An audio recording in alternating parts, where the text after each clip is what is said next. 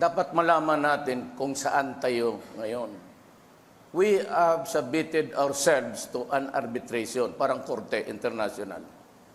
And we have submitted our papers and documents, our claim.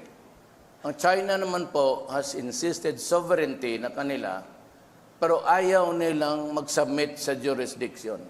But anyway, mag-submit sila o hindi, the court or the arbitration court can go on and hear the case. Ngayon, pag sinabi panalo tayo, ayaw ng China, I will not go to war. Sabi ng dalawang distinguished speaker, pupunta ako sa China.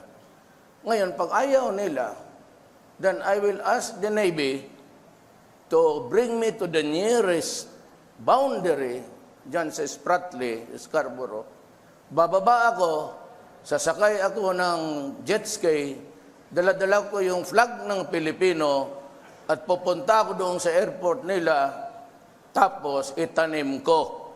Then I would say, this is ours and do what you want with me. Bahala na kayo.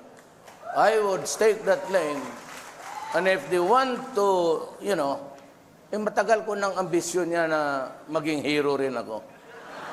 Pag pinatay nila ako doon, bahala na kayong umiyak dito sa Pilipinas.